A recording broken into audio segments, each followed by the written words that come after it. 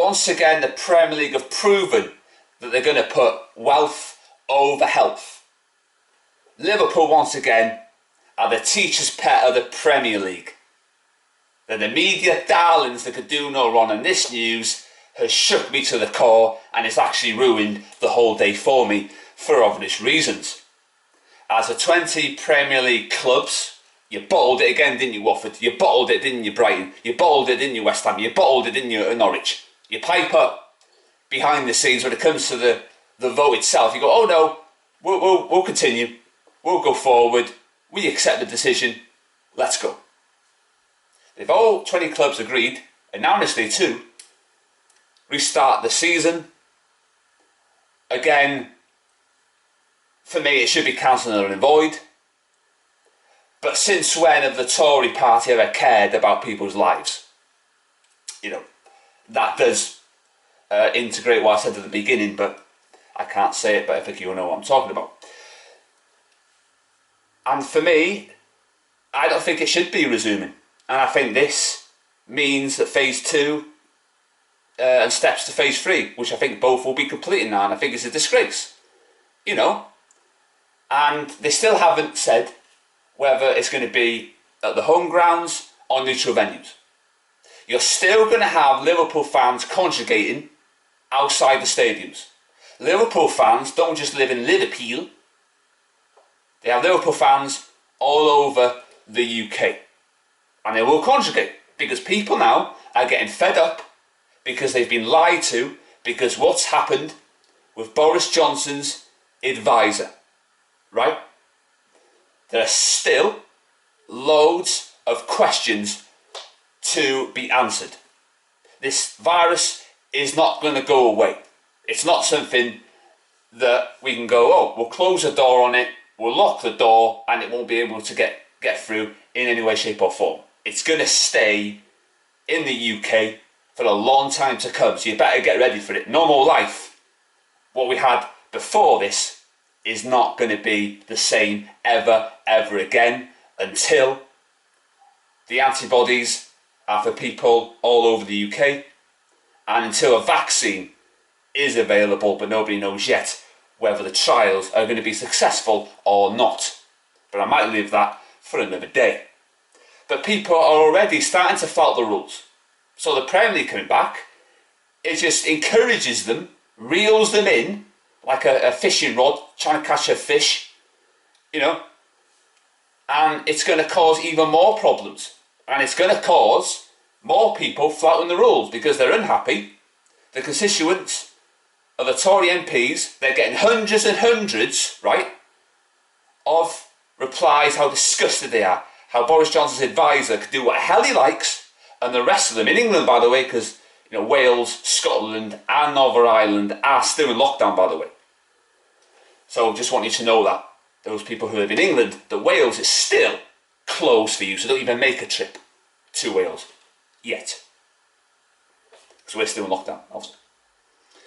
But the Premier League, again, why is this? Why are they so determined for the league to start? There was a YouGov poll, right? When that Dominic Raab said, oh, football coming back will lift the nation's spirits. There was a YouGov poll which said loads more percentage didn't think that the sport will raise the spirits because they don't care about sport. It's irrelevant. And people go, oh, look at Germany. Look at the German league. We are not Germany. Why don't people understand that? Why can't you grasp that? Just because it's working for them doesn't mean it's working for us. It just doesn't. And that's the way I look at it. The Germans do not treat games as friendlies, and they haven't done the same with this virus. They've treated this as a competitive fixtures, right? And the German players probably trust the government. So why the teams and the players who didn't want to go into training trust the Tory government? Would you trust them as far as you could throw them? Because I certainly wouldn't. But it's all about the Premier League getting the media darlings, Liverpool, the fucking league title, which they don't deserve in any way, shape or form. And this is not going to end well. Because people are starting to flout the rules. And if the worst comes to the worst and Liverpool do what people thought they were going to do last season, there'll be loads of Liverpool fans there. You cannot stop them. It will happen, despite what people will think, because people are getting fed up. They're getting fed up of being lied to because of Boris Johnson's advisor. Now, I know the person who is doing the medical protocols. His name's Van Tam. You see him at 5 PM in the daily press conferences. I trust him, everything he says. You know, he's truthful. He doesn't toe the Tory party line. He's there, present, and he'll say whatever he likes. You know, because he's got a fit to lose, really, is he? So he's the one who is getting the players back into the fold. But Troy Deeney didn't want to train. Kante has had his personal problems and he doesn't want to go back to training. And I heard Julian Lescott today say there's a 2 to 5% of players. My maths is terrible, so I don't know what that converts in numbers of players overall. But that, to me, to my knowledge, is a lot of players. You know, so we're going to see, aren't we, in the next 24, 48 hours, whether players go, oh, I'm not doing that, I can't risk it. Let's see if that happens. You know, get fed up people comparing, you know, look at people in shop workers in the NHS. They do a job because it's essential. Football, another sport, is not essential. It's not. And this virus isn't going to go away in a hurry.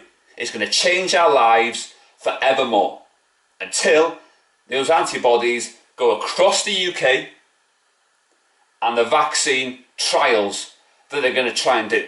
And if they do find a successful vaccine, so fans are allowed back into the stadium, my question would be, why aren't they ploughing in loads more money, the same, to get a treatment for cancer?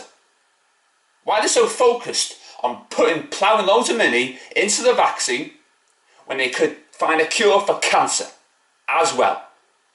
And that would be the question that I would pose to those government if a vaccine is dished out, you know, whether successful or not. So it's going to change our lives, obviously, but the Premier League are making a big mistake. Big mistake, because people, they don't care anymore. They're going to do whatever they want. There was a rave in Leeds that was in one of the newspapers. 200! You know, you've got like Catherine Calderwood, who broke the rules. You got those two from Gogglebox, the two sisters from Leeds, by the way. They broke the rules, right? Professor Ferguson broke the rules. Dominic Cummings has broken the rules. Neil Kinnock, or Stephen Kinnock, he broke the rules. They're all breaking the rules.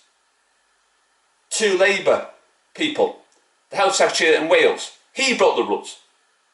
Another Labour MP went to a funeral. They broke the rules because people can't see their loved ones. So the Premier League returning is the same as people flouting the rules, because this is just giving another incentive to congregating on the stadium, because the police won't be able to police it. They've already said they're finding difficulties because they're getting mixed messages from the government. And that, for me, is why this is going to turn into one big mess. And it really is shocking how this has come to pass. It just boggles the mind. It's mind-blowingly terrible, disgraceful how this has been allowed to go on. And the Premier League, unfortunately, will resume. And for me, that's the wrong decision, and I think it will come back to haunt everybody. So let's see if the Tory government have the guts to cancel it when the going gets tough. But for me, this is going to end in disaster.